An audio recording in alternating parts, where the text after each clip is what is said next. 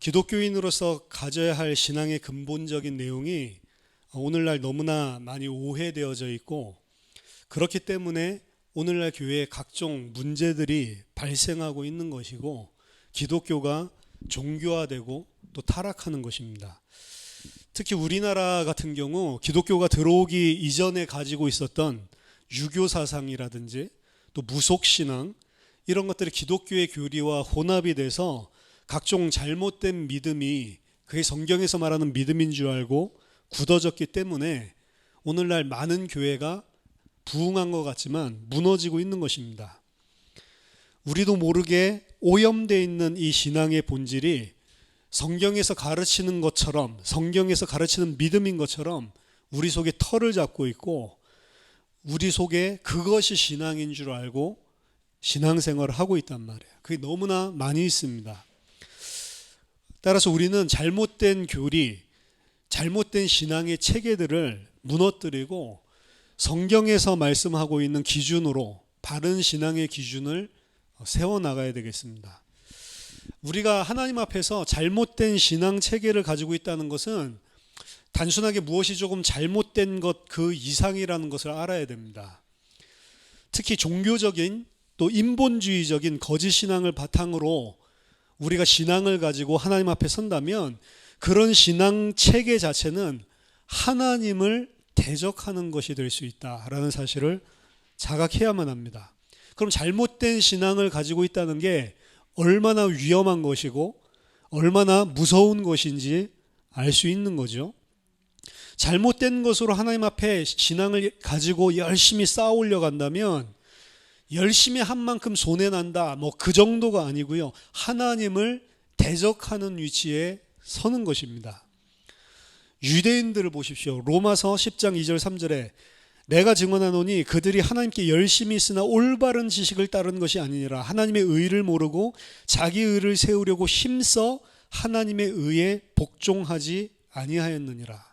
이게 잘못된 신앙 체계를 가지고 열심히 하면 열심히 한 만큼 하나님을 대적하는 것이 되는 것입니다. 따라서 우리가 열심히 뭐를 하기 이전에 더 선행되어야 할 것은 바른 것을 아는 것입니다. 바울 또한 본인 자신이 그런 잘못된 지식으로 하나님을 대적하는 자리에 있었기 때문에 교회가 틀린 지식을 가지고 하나님을 대적하는 것을 철저하게 경계했고, 잘못된 것을 가지고 교회가 오염되거나 변질되거나 타락됐을 때 그들의 잘못된 것을 무너뜨리고 올바른 신앙 체계를 가지고 바른 교회를 세우기 위해서 힘써 일했고, 그게 다 서신서의 내용입니다. 그래서 고린도후서 10장 3절 4절 바울 사역의 내용을 이야기한 겁니다. 우리의 싸우는 무기는 육신에 속한 것이 아니요 오직 어떤 견고한 진도 무너뜨리는 하나님의 능력이라. 모든 이론을 무너뜨리며 하나님 아는 것을 대적하여 높아진 것을 다 무너뜨리고 모든 생각을 사로잡아 그리스도에게 복종하게 한다라고 했습니다. 그러니까 잘못된 이론과 잘못된 신앙 체계가 견고한 진이 돼서 그것을 가지고 우리가 신앙생활을 하고 있을 때 하나님 아는 것을 대적하고 잘못된 이론 사상 가지고 하나님을 대적하는 원수의 자리에 서게 돼 있다는 거죠. 그것을 하나님의 강력으로 무너뜨리고 사로잡아서 그리스도께 복종하게 하는 게 바울의 사역이다라고 이야기하는 겁니다. 우리가 그래서 잘못된 것들을 무너뜨리고 바른 성경의 기준으로 세우는 것은 신앙생활에 있어서 모든 것이라고 할 수 있습니다. 그 기독교인들의 신앙생활 가운데 가장 오해된 것 중에 하나가 기도에 관한 것입니다. 따라서 오늘부터 근본 신앙의 내용에 대해서 다루기 시작하면서 처음 다루어야 할 주제로 기도에 관한 것을 우리가 정리하는 시간을 가지겠습니다. 그럼 먼저 첫 번째로 기도에 관한 일반적인 오해에 대해서 생각해 보겠습니다. 많은 기독교인들은 기도를 종교적으로 또 육신적으로 오해를 하고 있습니다. 이게 한마디로 말하면 종교적 그리고 육신적으로 오해를 하는 것입니다. 무속 종교를 포함해서 모든 종교는 다 기도에 대해서 가르치고 있고 기도를 행하고 있습니다. 그럼 이들이 생각하는 기도란 무엇인가? 자신이 무엇인가가 필요하고 이 필요를 스스로의 능력으로 행하거나 취할 수 없는 것들이 발생했을 경우에 신적인 존재, 나보다도 더 능력이 있는 존재, 초월적인 존재에게 의탁하고 그 존재의 능력을 통해서 얻어내는 데에 모든 종교와 우상숭배 그리고 무속 종교의 기도에 초점이 있습니다. 결국에 이것이 오늘 우리 본문에서 이야기하고 있는 예수님이 이방인들의 기도라고 하는 겁니다. 이방인이라고 되는 패건, 이교도들의 기도라고 하는 겁니다. 너희들의 기도는 이런 이교도의 기도와는 다르다라고 이야기하죠. 그거는 이교도들이 구하는 것이다. 너희들이 구해야 할 바가 아니다라고 이야기를 하죠. 결국에 모든 종교와 또 무속, 또 우상 숭배하는 자들의 기도의 포커스는 나 자신의 필요성, 나 자신이 원하는 것에 있는 것입니다. 즉, 나 중심, 자기 중심적이라는 것입니다. 이렇게 생각하고 있는 기도에 대한 내용이 오늘날 이거 이교도들이 가지고 있는 기도의 내용인데 기독교인들에게 있어서도 이게 기도인 줄 알고 기도를 이렇게 생각하는 게 만연하게 뿌리를 내리고 있는 것입니다. 하지만 오늘 예수님은 이런 기도는 기독교인들, 크리스찬의 기도가 아니라는 사실을 분명히 가르치고 있는, 오늘 본문은 너무 우리가 많이 들은 내용이죠.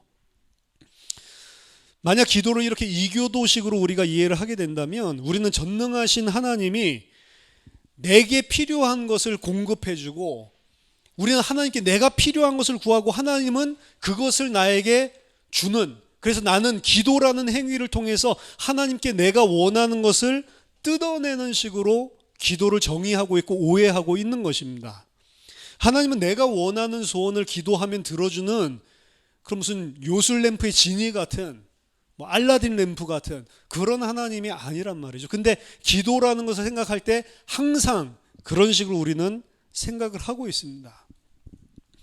종교는 이러한 식으로 기도를 이해하고 있기 때문에 응답받기 위해서 우리 자신이 그 응답을 받을 만한 어떠한 공로라든지 공적이라든지 행위를 종용하고 있습니다. 따라서 우리가 치성을 열심히 드리고 정성을 들이면 하나님이 감동해서 내 소원을 들어준다라고 하는 개념이 자리 잡는 겁니다. 이건 교회 안에서도 이런 식의 생각을 가지고 있는데 옛날에 이 냉수 하나 떠다 놓고 새벽마다 몸을 갖다가 깨끗하게 씻고 기도하는 사람들이 가지고 있는 그 사상이랑 똑같은 거예요. 내가 치성을 드리면 지성이면 감천이지 라고 해서 기도를 하는 것과 똑같은 무속신앙과 같은 사상이란 말이에요. 그런 사상을 가지고 무속종교와 똑같이 교회라는 교회당에 와서 기도를 하고 있습니다.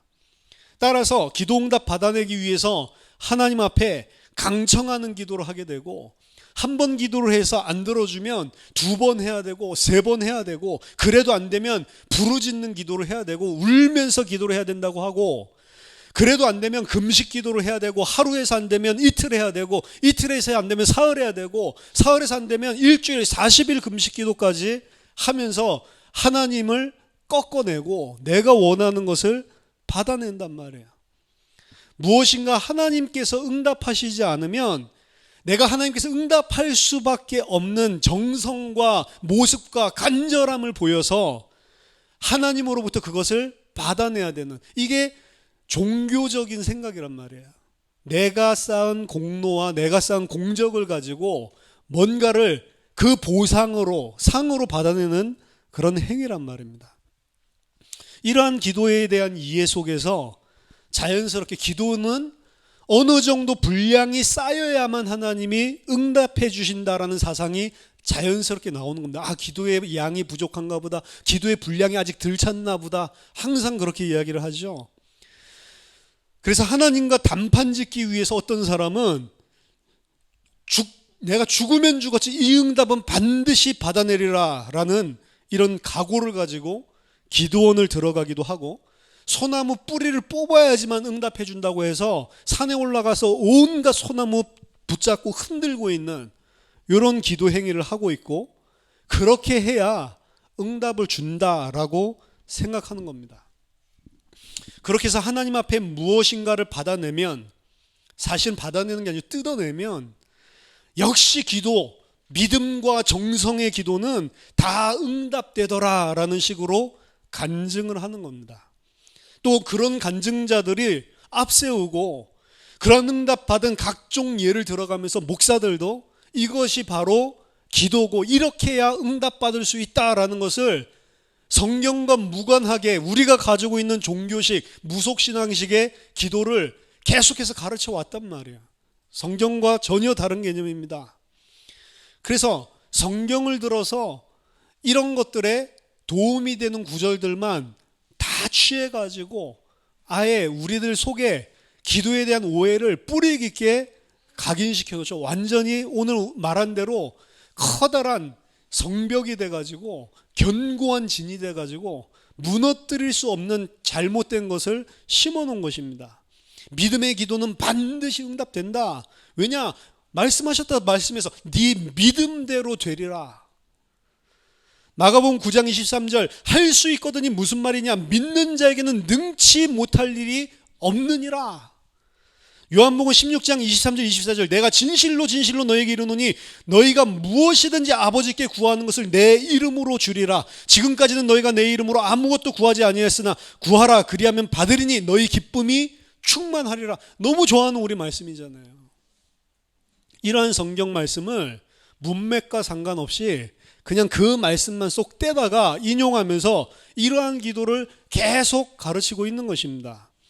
기도를 이런 식으로 우리가 이해를 하고 기도하고 있다면 그것은 성경과 완전히 반대되는 것이고 다 틀린 것입니다.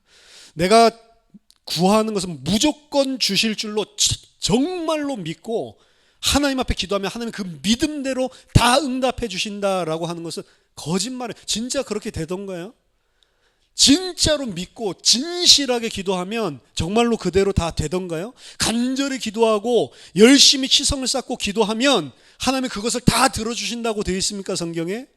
그렇지 않습니다. 만약 그렇게 기도를 정의한다면 만약 성도들 사이에 서로의 이해가 부딪히고 상충되는 기도를 하는 경우에는 어떻게 됩니까? 만약에 축구 시합을 하는데 이 편을 응원하는 사람들도 하나님 앞에 기도하고 저 편을 위해서 기도하는 사람들도 하나님 앞에 기도한다면 그럼 어떻게 기도하는 사람 응답을 더 치성을 많이 드리는 사람 응답을 주는 겁니까? 오늘 레알 마드리드가 뭐 우승했다고 막 올라와 있는데 이 하메스 로드리게스가 이 젊은 친구 잘하는 친구잖아요. 이 페이스북에 올려놨더라고요. 모든 것은 하나님이 컨트롤 하신다. 자기가 우승했거든. 자기네가 우승하니까 모든 것은 하나님이 컨트롤한다. God is in control. 하나님의 모든 손아귀에 있다. 그러면 상대방에는 크리스찬 하나도 없습니까? 내가 우승하면 하나님이 컨트롤하는 겁니까? 그럼 내가 졌으면요. 절대로 그런 말 안 올리겠죠. 우리 팀이 졌으면 하나님이 모든 것을 컨트롤한다. 이런 말 안 올리겠죠. 전부 다 잘못된 것들을 생각하고 있고 상상하고 있는 거예요. 그런 식으로 해가지고 하나님께 감사한다 또 이러고 있는 겁니다. 우승했다고. 레알 마드리드가 잘해서 이긴 거예요. 뭐 하나님이 컨트롤하는 게 아니고. 잘하는 사람들 전 세계에 무슨 몇백 개 팀을 모아놔도 한 팀 안 될 만한 돈 가지고 선수들 사놓고 이기는 거지 당연히. 그러면 우리가 이런 식으로 기도를 이해하기 때문에 우리는 기도 응답 못 받았다고 낙심하고 또 하나님을 원망하는 경우까지도 생기는 겁니다. 하나님은 우리가 무조건 믿고 무조건 우리가 강청한다고 그대로 응답하시는 분이 절대로 아니십니다. 만약 하나님이 그런 식으로 응답을 하시는 분이시라면 그건 하나님이 아닙니다. 하나님은 내 마음대로 내 뜻과 고집대로 내가 원하는 대로 꺾고 끌고 갈 수 있는 분이 아니라니까요. 하나님은 하나님께서 계획하시고 작정하신 일을 하나님의 방식대로 하나님의 시간표 따라 그 어떠한 반대가 있음에도 불구하고 이루시는 전능자, 지존자 하나님, 절대 주권자 하나님이시라니까요. 내가 이렇게 말하니까 뜻을 바꿔가지고 그렇게 들어주고 그런 하나님이 아니란 말이에요. 내가 필요한 것을 간구해서 받아내는 것이 기도라고 정의한다면 성경이 가르치는 참된 기도와는 전혀 다른 것입니다. 그럼에도 불구하고 만약에 내가 이런 식으로 기도를 이해하고 열심히 기도했는데 그것을 받아냈다면 어쩌면 그것은 하나님으로부터 온 것이 아닐 가능성이 있습니다. 하나님이 주신 응답이 아닐 가능성이 있는 정도가 아니고 제가 생각할 때는 상당히 높다. 하나님 주신 것 아닙니다. 그럼 그 응답 누가 주죠? 사단이라고 저는 생각합니다. 사단이 그런 권세가 있다니까요. 사단 또한 하나님의 절대적인 주권 가운데 이 세상의 권세를 가지고 있도록 잠시 허용되었기 때문에 그런 응답과 능력과 기적을 보여줄 수 있는 힘이 분명히 있는 존재란 말이에요. 예수님을 시험하던 마귀를 생각해 보십시오. 나를 섬기고 나에게 한번 절하기만 하면 이 세상에 보이는 만국의 영화와 부귀를 모든 것을 다 너에게 주겠다라고 하잖아요. 마귀를 섬기게만 할 수 있다면 마귀는 세상 모든 것을 다 줄 수도 있는 것입니다. 그걸 기도응답이라고 생각하면 안 된다니까. 우리는 이러한 종교, 우상숭배식의 기도에서 벗어나야만 하는 것입니다. 두 번째로, 그렇다면 성경에서 말하는 참된 기도는 무엇입니까? 오늘 본문에서는 하나님은 우리 성도, 그의 자녀들이 무엇이 필요한지를 다 알고 있다라고 이야기를 합니다. 하나님께서 육신의 부모도 육신적인 자녀의 필요를 알고 시와 때를 따라 공급을 해주는 것인데 하늘에 계신 아버지께서 우리가 필요한 것을 다 알고 계시다는 거죠. 완벽하게 내가 생각하는 것보다도 내가 생각지 못한 영역까지도 내가 뭐가 필요한지를 정확하게 알고 계시는 분이 하나님이십니다. 따라서 그런 기도를 하지 말라라고 하는 거예요. 그런 기도를 하는 것이 사실은 하나님에 대한 오해, 우리가 구원받고 하나님의 백성이 되었다는 것에 대해서 전혀 기초를 이해하지 못하는 데서 기도를 생각한 것입니다. 그래서 우리는 육신적인 기도, 나의 필요를 채우기 위한 기도를 하지 말라라고 말씀하시는 겁니다. 24절에 한 사람이 두 주인을 섬기지 못할 것이니 혹 이를 미워하고 저를 사랑하거나 혹 이를 중히 여기고 저를 경히 여김이라. 너희가 하나님과 재물을 겸하여 섬기지 못하느니라. 재물은 뭐죠? 하나님으로부터 나오는 것입니다. 근데 우리가 재물도 섬기고 하나님을 섬긴다고 하는 것은 말이 안 되는 거예요. 재물도 섬기고 하나님 섬긴다고 하는 것은 하나님 섬기는 것이 아니고 하나님으로부터 나오는 뭔가를 섬기고 있는 것입니다. 그러니까 안 되는 거, 이 두 가지 섬긴다는 개념이 안 되는 것입니다. 하나님을 섬기면 하나님이 다 아시기 때문에 시와 때를 따라 공급해 주시는 게 재물이란 말이에요. 근데 어떻게 하나님과 재물을 겸해서 섬길 수 있냔 말이에요. 근데 대부분 기도를 그런 식으로 재물을 이야기했지만 돈만 이야기하는 게 아닌데 이게 세상적인 것, 육신적인 것을 다 포괄하는 거란 말이에요. 그러니까 이야기하죠. 너희가 목숨을 위하여 무엇을 먹을까, 무엇을 마실까, 몸을 위하여 무엇을 입을까 염려하지 말라. 우리는 왜 먹습니까? 왜 마셔야 됩니까? 왜 옷이 필요하죠? 내가 이 땅에 생존하고 살기 위해서 그렇습니다. 그러니까 의복도 보호하기 위해서 멋 이전에 보호하기 위해 생존을 위한 것이라고요. 거기서 좀 더 배부르면 멋을 챙기지만 가난하고 궁핍한 사람은 자기 자신의 생존을 위해서 보호하기 위해서 입는 게 의복이라고요. 그러니까 먹을 것, 마실 것, 입을 것 이거 전부는 목숨에 필요한 것입니다. 근데 여기서 목숨을 위해서 이런 것들을 걱정하지 말라라고 이야기합니다. 의복이 중요한 게 아니고 목숨이 중요한 거 아니냐? 먹을 게 중요한 게 아니고 목숨이 중요한 거 아니냐? 마실 게 중요한 게 아니고 목숨이 중요한 거 아니냐? 목숨 때문에, 생명 때문에 너희들이 그렇게 하는 거 아니냐? 근데 그 생명은 어디에서 오는 겁니까? 먹는 데서 옵니까? 마시는 데서 옵니까? 옷에서 오냔 말이에요. 아니죠. 생명을 주관하시는 자는 하나님이란 말이에요. 안 먹어도, 막말로 안 먹어도 안 죽으면 될 거 아니에요. 막 100일씩 굶는데도 안 죽으면 될 거 아닙니까? 잘 먹었는데도 오늘 밤에 데려갈 수 있는 분이라도요, 하나님이. 공중의 새를 보라. 심지도 않고 거두지도 않고 창고에 모아들이지도 아니하되 너희 하늘아버지께서 기르시더니 이것들보다 너희들이 더 귀하지 아니하냐? 그렇죠? 새도 전부 다 하나님께서 먹여 살리는데 너희 중에 누가 염려함으로 그 키를 한 대라도 더할 수 있겠느냐? 그 키라고 하는 것은 각주에 보시면 목수물이라고 나오죠. 키 크고 작고 그 이야기, 키 한 자 우리 더 할 수 있죠. 요새는 수술할 수 있잖아요. 3cm씩 크게 만든다고 뼈를 잘라가지고. 그 키 말하는 게 아니고 목숨을 이야기하는 거라고요. 너희들이 염려한다고 해서 너희 생명을 단 1초라도 너희들이 연장시킬 수 있냐? 그거 먹을 거 없어가지고 못 먹으면 죽는 거냐? 이 이야기입니다. 먹으면 그럼 너희 안 죽냐? 목숨을 주관하시는 이는 누굽니까? 하나님이라니까요. 또 너희가 어찌 의복을 위해서 염려하고 있냐? 들의 백합화를 봐라. 어떻게 자라는 걸 생각해봐라. 수고도 하지 않고 길쌈도 하지 않는데 솔로몬이 입었던 그 옷보다도 저 하루 살았다가 아궁이에 던져질 들풀도 하나님이 솔로몬보다 더한 영광으로 입히시는 거 아니냐? 오늘 있다가 내일 아궁이에 던지는 들풀도 이렇게 입히시는데 하물며 너희일까 보냐 이 믿음이 적은 자들아. 그러므로 염려하지 말라는 겁니다. 무엇을 먹을까? 무엇을 마실까? 무엇을 입을까? 이는 다 이방인들, 이교도들이 구하는 것이다. 너희 하늘 아버지께서 너희에게 무엇이 있어야 하는 줄을 다 알고 계신다라고 이야기합니다.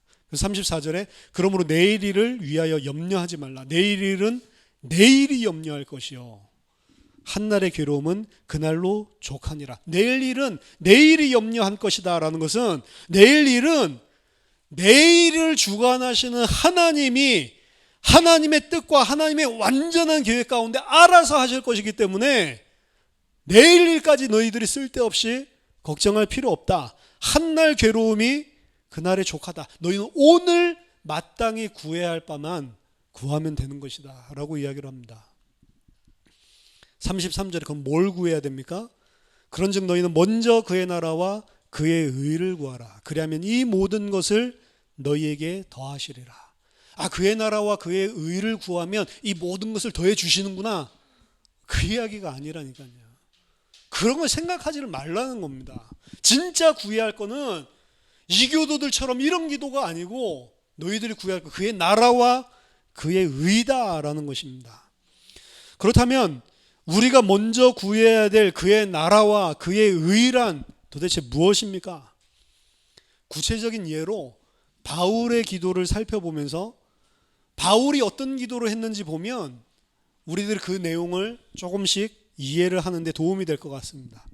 에베소서 1장 15절부터 19절까지 보면 이로 말미암아 주 예수 안에서 너희 믿음과 모든 성도를 향한 사랑을 나도 듣고 내가 기도할 때에 기억하며 너희로 말미암아 감사하기를 그치지 아니하고 우리 주 예수 그리스도의 하나님 영광의 아버지께서 지혜와 계시의 영을 너희에게 주사 하나님을 알게 하시고 너희 마음의 눈을 밝히사 그의 부르심의 소망이 무엇이며 성도 안에서 그 기업의 영광의 풍성함이 무엇이며 그의 힘의 위력으로 역사하심을 따라 믿는 우리에게 베푸신 능력의 지극히 크심이 어떠한 것을 너희로 알게 하시기를 구하노라. 이교도의 기도와는 전혀 다른 거죠. 내가 너희를 위해서 그치지 않고 감사하면서 기도하는데 지혜와 계시의 영을 주셔서 하나님을 정말로 하나님 알게 해달라고. 이게 기도라니까요. 하나님을 알면 이런 기도 안 할 거 아닙니까? 이교도들이 하는 기도. 마음의 눈을 밝혀주셔서 하나님이 우리를 부르셨다는 그 소망이 무엇이고 하나님이 성도 안에서 준비하신 그 기업의 풍성함이 새하늘과 새 땅이라고 하는 하나님께서 우리에게 주신 그 기업이 얼마나 대단한 것인지 풍성한 것인지 알게 하시고 하나님이 우리 안에서 베푸신 그 능력의 지극히 크심이 하나님의 어떤 능력을 가지고 우리와 함께하고 계심이 알아야 될 거 아니에요. 이거 안다면 그런 기도 할 수가 없는 거죠. 빌립보서 1장 9절에서 11절 내가 기도하노라 너희 사랑을 지식과 모든 총명으로 점점 더 풍성하게 하사 너희로 지극히 선한 것을 분별하며 또 진실하여 허물 없이 그리스도의 날까지 이르고 예수 그리스도로 말미암아 의의 열매가 가득하여 하나님의 영광과 찬송이 되게 하시기를 기도한다. 이런 게 기도란 말이에요. 사랑과 지식이 풍성하게 하고 지극히 선한 것을 분별해서 허물 없이 그리스도의 날까지 성도로서 하나님의 백성으로 이르게 하시고 의의 열매가 가득해서 우리의 삶 자체가 하나님께 영광과 열매가 되게 하시기를 기도한다. 다르잖아요. 이게 하나님의 나라와 하나님의 의를 구하는 기도라니까요. 골로새서 1장 9절에서 12절. 이로써 우리도 듣던 날부터 너희를 위하여 기도하기를 그치지 아니하고 구하노니 너희로 하여금 모든 신령한 지혜와 총명에 하나님의 뜻을 아는 것으로 채우게 하시고 주께 합당하게 행하여 범사에 기쁘게 하고 모든 선한 일에 열매를 맺게 하시며 하나님을 아는 것에 자라게 하시고 그의 영광의 힘을 따라 모든 능력으로 능하게 하시고 기쁨으로 모든 견딤과 오래 참음에 이르게 하시고 우리로 하여금 빛 가운데서 성도의 기업의 부분을 얻기에 합당하게 하게 하신 아버지께 감사하게 하시기를 원하노라. 전부 다 일관된 기도를 하고 이제 하나님을 좀 알도록, 하나님께서 우리에게 주신 이 뜻을 알고 성도로서 합당한 열매를 맺어서 아버지께 영광이 될 수 있도록 그것만 기도를 하고 있다니까요. 데살로니가 후서 1장 11절 12절입니다. 이러므로 우리도 항상 너희를 위하여 기도함은 우리 하나님이 너희를 그 부르심에 합당한 자로 여기시고 모든 선을 기뻐함과 믿음의 역사를 능력으로 이루게 하시고 우리 하나님과 주 예수 그리스도의 은혜대로 우리 주 예수의 이름이 너희 가운데서 영광을 받으시고 너희도 그 안에서 영광을 받게 하려 함이라. 바울의 모든 기도 내용들은 이방인들, 이교도들, 종교인들, 우상숭배자들의 기도와 전혀 다른 것이었습니다. 내 뜻을 금식하면서 하나님 앞에 간절시키고 내가 원하는 것을 때를 쓰면서 받아내려고 하는 그런 것이 아니고 오히려 내 육신과 탐심과 이 세상의 정욕, 내 뜻을 꺾고 하나님의 뜻과 하나님의 원하시는 바가 나에게 온전히 이루어져서 하나님께 영광이 되게 하려는 그 기도였다니까요. 이것이 바로 하나님의 나라, 하나님의 의를 구하는 기도인 겁니다. 예수님의 기도를 생각해 보십시오. 겟세마네 동산에서 잡히시던 밤에 주님은 3번 성부 하나님께 기도했습니다. 3번 기도했다는 것은 완전수잖아요. 3이라는 숫자가. 하나님 앞에서 정말로 기도를 했다는 소리예요. 무엇을 기도하셨습니까? 마가복음 14장 36절에 아빠 아버지여, 아버지께서는 모든 것이 가능하오니 이 잔을 내게서 옮기시옵소서. 그러나 나의 원대로 마시옵고 아버지의 원대로 하옵소서. 이게 기도라니까요. 나의 뜻을 이루는 것이 기도가 아니고 아버지의 뜻대로 하시도록 나를 궁극적으로 내어드리는 그것이 바로 성경의 기도입니다. 하나님의 나라가 내게 이루어지도록, 다르게 표현한다면 하나님의 통치가 내게 온전히 이루어지도록 그의 나라를 구하라. 나는 하나님의 나라, 하나님의 통치 속에 온전하게 순종하고 내 뜻이 아니라 하나님의 뜻에 나 자신을 드리는 게 기도란 말이에요. 그게 잘 안 되기 때문에 하나님 아버지께 기도하고 하나님 아버지께 구하는 것입니다. 내가 이것을 아는데도 불구하고 육신이, 내 체질이, 죄성이 너무나 악해서 계속해서 내 뜻을 이루려고 하는 나를 하나님 앞에 고백하고 하나님 하지만 내게 성령으로 역사하시고 지금 나를 통치해 주시고 은혜를 주셔서 내 뜻대로 하지 말고 아버지의 뜻대로 해 주십시오. 나를 꺾는 게 오히려 기도라니까요. 우리는 육신을 가졌기 때문에 연약하고 저주받고 하나님과 단절된 이 세상 속에 살면서 당연히 여러 가지 곰핍한 부분들, 필요한 부분들이 있습니다. 하지만 그것을 하나님께 뜯어내는 게 기도가 아니라는 말입니다. 사도 바울도 자기의 육신의 연약한 질병을 두고 하나님 앞에 3번 기도했습니다. 예수님도 3번 기도했죠. 바울도 3번 기도했습니다. 3번 기도했다는 것은 정말로 이 일을 놓고 기도했다, 딱 3번만 기도했다 그 소리가 아니라 정말로 하나님 앞에서 이 기도를 간절하게 했다는 것입니다. 고린도후서 12장 7절부터 9절 보면 여러 계시를 받은 것이 지극히 크므로 너무 자만하지 않게 하시려고 내 육체의 가시 곧 사탄의 사자를 주셨으니 이는 나를 쳐서 너무 자만하지 않게 하려 하심이라. 이것이 내게서 떠나게 하기 위하여 내가 3번 주께 간구하였더니 나에게 이르시기를 내 은혜가 내게 족하도다. 이는 내 능력이 약한 데서 온전하여 짐이라 하신지라. 그러므로 도리어 크게 기뻐함으로 나의 여러 약한 것들에 대하여 자랑하리니 이는 그리스도의 능력이 내게 머물게 하려 함이라. 그러므로 내가 그리스도를 위하여 약한 것들과 능력과 궁핍과 박해와 곤고를 기뻐하노니 이는 내가 약한 그때의 강함이니라. 이게 바울의 기도의 3번 기도의 결과였단 말이에요. 육신의 가시를 위해서 내게 떠나게 해달라고 얼마나 괴로웠으면 그것을 그렇게 간절하게 떠나게 해달라고 기도를 했단 말입니까? 그런데도 불구하고 기도를 통해서 얻은 결론은 이것 때문에 내가 한 것이 아니고 주께서 하신 것이다라고 인정할 수밖에 없는 하나님의 은혜로 주신 것이구나. 내 이 약한 것 때문에 내가 강하게 되는 거구나. 약한 것 때문에 왜 강하게, 이 약한 것 때문에 주만을 의지하고 내가 교만하지 않는다면 그것이 내게 강한 것이란 말이에요. 그래서 다시는 하나님이 그거에 대해서 기도하지 말라라고 했고, 사도 바울은 그 의미를 알아채고 자기 뜻을 꺾었습니다. 죽을 때까지 그럼 이 가시 안고 살겠습니다. 그리고 자랑하겠습니다. 내가 한 것이 아니다라고 이야기하려고. 이게 기도입니다. 이게 참된 기도라니까요. 무조건 내가 원하는 대로 기도하고 응답된다고 그게 다 좋은 게 아닙니다. 하나님께서 주실 때도 있습니다. 근데 그 준 것 그 자체가 응답이 아니라니까. 이 기도의 내용과 하나님을 모르고 응답 받는다면, 제가 그게 왜 사단이 줬다라고 하냐면, 사단이 준 걸 수도 있지만 하나님이 주셔도 이 기도를 이해하지 못하고 그 응답 받으면 우린 멸망 가운데 빠지게 돼 있다니까요. 하나님은 인격이시기 때문에 자녀들이 잘못된 기도를 하면 응답 안 하십니다. 이 응답이 자녀에게 해로운 줄 아는데도 주는 것은 하나님께로부터 오는 것이 아니고 사단이 주는 응답입니다. 3살짜리 어린아이가 칼을 갖다가 구하는데 줄 부모가 어디 있어요? 인격이기 때문에 이 아이에게 가장 필요한 것이 무엇인지 알기 때문에. 하지만 이 아이가 커서 요리학교를 나오고 전문 요리인이 됐다. 그럼 몇백만 원짜리 하는 칼 세트도 사서 줄 수가 있는 거예요. 인격이기 때문에 가장 필요한 것을, 또 무엇이 해가 되고 무엇이 득이 되는지를 알고 결정을 해서 부모가 자녀에게 주지 않습니까? 아버지도 그런단 말이에요. 인격이시란 말이에요. 그래서 우리가 잘못된 것은 주시지 않는 겁니다.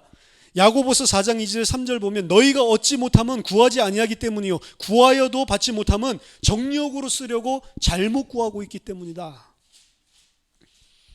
광야에서 40년 동안 멸망받았던 이스라엘에게 하나님께서 말씀하시면 시편 106편 13절에서 15절 보면, 그러나 그들은 그가 행하신 일 곧 잊어버리며 하나님께서 행하신 그 구원, 애굽 땅에서 행하신 10가지 재앙과 홍해를 가르시며 그들을 능력으로 구원하신 그 하나님을 곧 잊어버리며 그의 가르침을 기다리지도 아니하고 광야에서 욕심을 크게 내며 사막에서 하나님을 시험하였도다. 그러므로 여호와께서는 그들이 요구한 것을 그들에게 주셨을지라도 그들의 영혼은 쇠약하게 하셨도다. 받아내고 뜯어냈는데 그들의 영혼은 쇠약하게 되어버렸다니까요. 이게 무조건 우리가 구한다고 다 된다고 그게 응답이 아니라니까요. 그 사람들은 물을 구하고 빵을 구하고 그 사람들은 하나님의 능력을 구했는데 그거 다 받고 그 영혼은 쇠약해가지고 피폐해서 버림을 받았다니까요.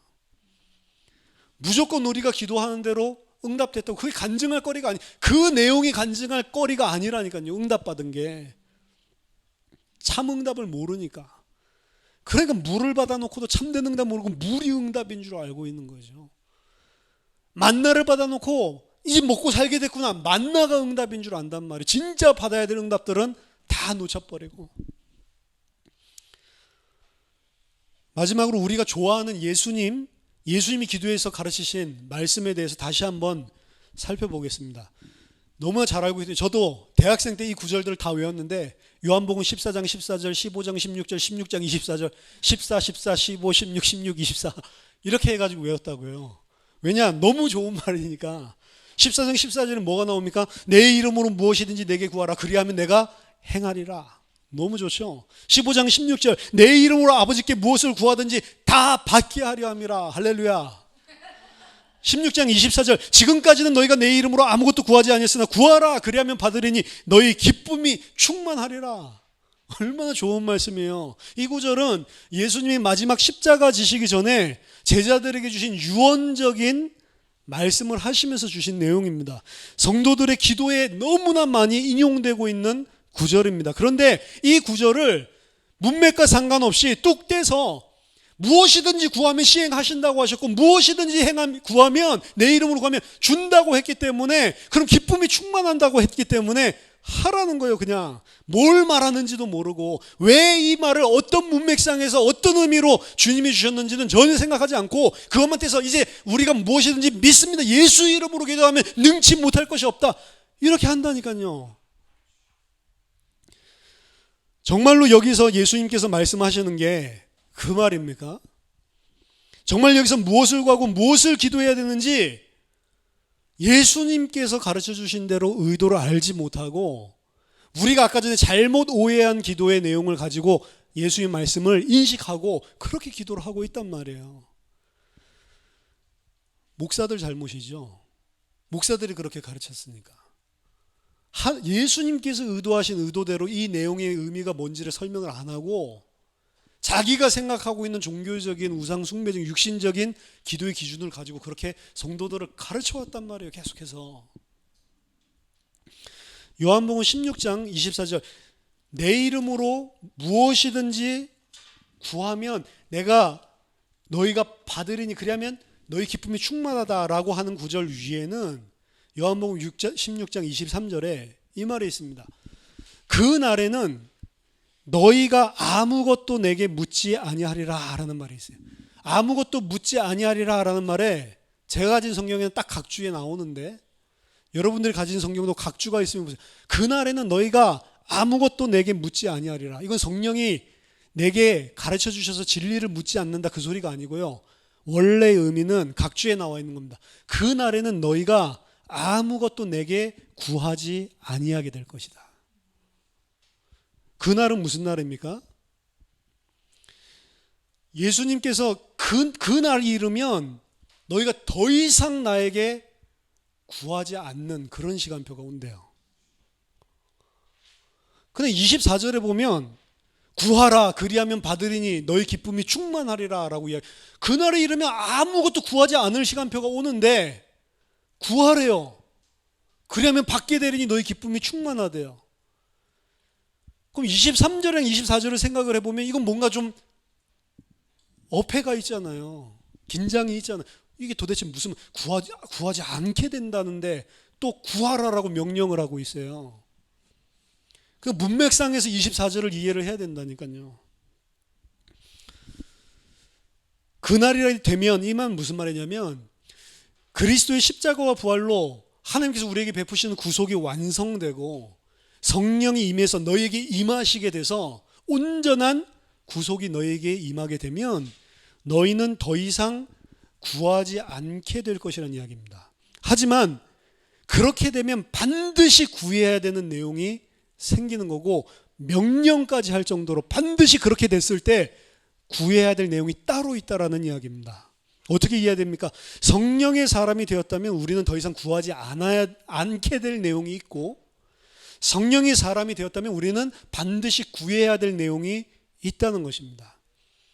예수님의 기도에 대한 가르침이 이 문맥에서 이해되고 이 문맥은 단순하게 요한복음 16장에서만 이야기한 게 아니고 오늘 우리가 읽은 마태복음 6장에서도 똑같은 이야기를 하고 있는 거라고요. 성령의 사람이 무엇을 더 이상 구하지 않게 될 것입니까?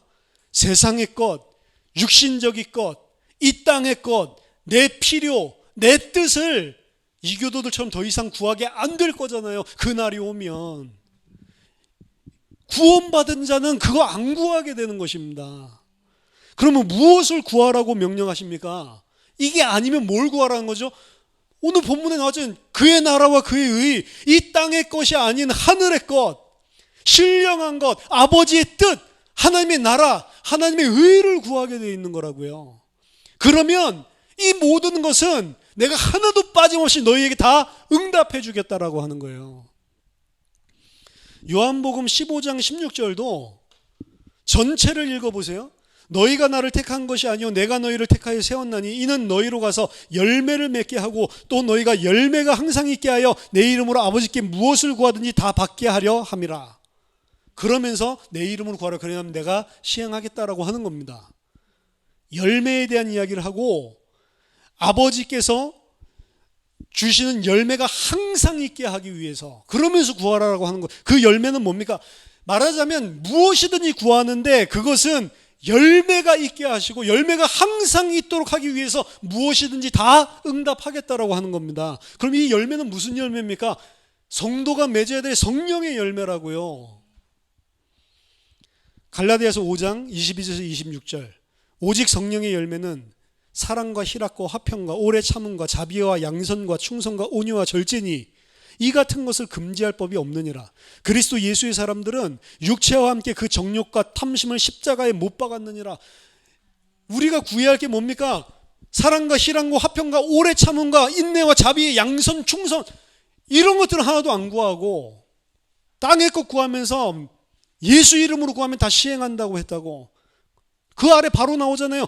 그리스도 예수의 사람들은 육체와 함께 그 정욕과 탐심을 십자가에 못 박았느니라. 그 열매가 항상 있게 한다는 것은 그 정욕과 탐심, 이 땅의 것, 세상의 것, 육신의 것, 내 필요 그게 아니란 말이에요. 우리는 그것을 십자가에 못 박았다라고 이야기합니다. 근데 왜 계속 부활해가지고 내가 또 살아있냔 말이야. 우리가 성령으로 살면 또한 성령으로 행할지니 헛된 영광을 구하여 서로 노엽게 하거나 서로 투기하지 말지니라.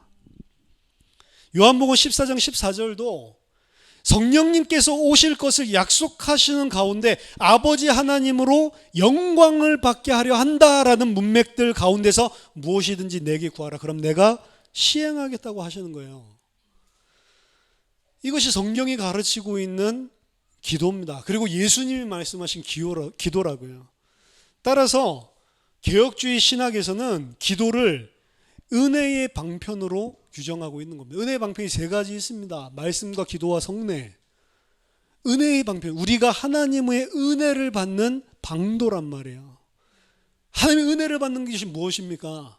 하나님께서 그리스도를 통해서 이루어 놓으신 것, 그 구속, 그 은혜, 그 사랑, 그걸 그대로 아는 게 은혜란 말이에요. 뭘 뜯어내라고 주는 게 기도가 아니라고요. 결론입니다. 그러면 우리가 이 땅에 사는데 힘들고 괴롭고 어렵고 여러 가지 문제와 고난, 궁핍이 실제로 있는데 그럼 그러한 어려움을 두고 기도하면 안 된다는 것입니까? 힘들면 좀 기도할 수도 있는 거 아닙니까? 아닙니다. 그런 것들을 두고 기도하셔도 됩니다. 우리는 어떤 것이든지 하나님 앞에 기도할 수 있습니다. 왜 그렇습니까? 그분이 우리의 아빠, 아버지라고 성경이 이야기하고 있기 때문에. 우리는 우리 필요를 아빠에게 허심탄회하게 이야기할 수 있고 간구할 수 있는 것입니다. 하지만 거기서 끝나면 그 기도는 이방인의 기도, 이교도의 기도란 말이에요. 거기서 기도를 끝내고 그 응답을 받았다고 간증하는데 머물면 그건 우상숭배자들이 하는 기도 응답이라고요. 그런 응답은 오히려 하나님을 오해하게 만들고 우리를 육신 가운데 빠뜨리는, 육신 가운데 빠져서 계속 그렇게 살게 만드는 사단이 줄 수 있는 응답도 될 수가 있는 것입니다. 따라서 우리는 그런 기도를 반드시 구해야 되고 그런 기도를 당연히 자녀로서 할 수 있지만 우리 기도가 거기에 그냥 머물러 버리면 안 된단 말이에요. 예수님도 자기의 필요를 이야기하고 자기 어려움을 토로했습니다. 아버지께서 뭐든지 할 수 있사오니 이 잔을 내게서 지나가게 할 수도 있지 않습니까? 그렇게 좀 해주세요. 거기서 끝나면 이교도들의 기도가 된단 말이에요. 우리 기도는 거기에 머무는 것이 아니고 그러한 필요와 곰핍한 가운데서도 하지만 아버지 내 뜻대로 하지 마시고 아버지의 뜻대로 하시기를 원합니다 라는 고백까지 나아가야 되는 거예요. 그것이 바로 예수님의 기도였고 사도 바울의 기도였습니다. 궁극적으로 기도는 하나님의 나라와 통치가 내 가운데 임하게 하는 것입니다. 이게 참 은혜고 이게 참 응답입니다. 그 나라를 우리 성도에게 이루게 하시는 은혜의 방편, 그게 바로 기도인 것입니다. 이렇게 기도를 이해하고 이렇게 기도를 해야만 우리는 응답받았다고 들뜨지도 않고요. 또 응답을 받지 못했다고 낙심하지도 않습니다. 응답을 받아도 그 속에 아버지의 뜻을 구하게 돼 있고 찾게 돼 있고, 응답을 못 받아도 그 속에 아버지의 뜻을 찾게 돼 있는 겁니다. 이러한 의미를 전혀 모르고 기도 응답 받았다고 간증하는 자들이 교회 안에 너무나 많은 것이고, 그 사람들로 인해서 기도가 계속 오해가 되고 있다. 근데 그런 기도 응답 받는 사람이 적습니다. 적으니까 간증자들이 특별하게 어떤 사람들이 간증을 하고 다니는 거잖아요. 하나님 그렇게 응답하는 분이 아니라면 그 사람들은 오히려 하나님을 모르게 만들고 있는 겁니다. 사단에게 속는 거죠.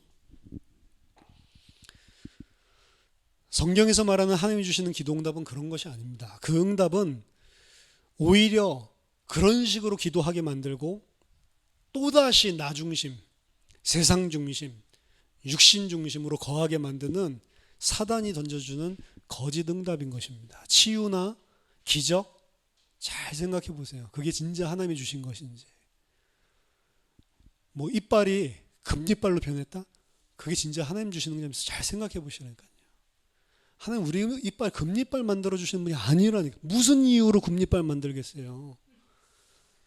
치과 가서 하시라니까. 그거는 치과에 돈 주면 금리빨보다도 더 좋은 임플란트도 해줍니다. 왜 그걸 갖다가 하나님한테 해달라고 하냐고. 그냥 치과 가서 하면 되는 거를. 이러한 기도의 의미를 알고 우리가 기도해야만 우리는 기독교인, 크리스찬인 것입니다. 여러분들이 기독교인답게, 성도답게 기도하는 여러분 되기를 주의 이름으로 축원합니다. 기도하겠습니다. 하나님 은혜를 감사합니다.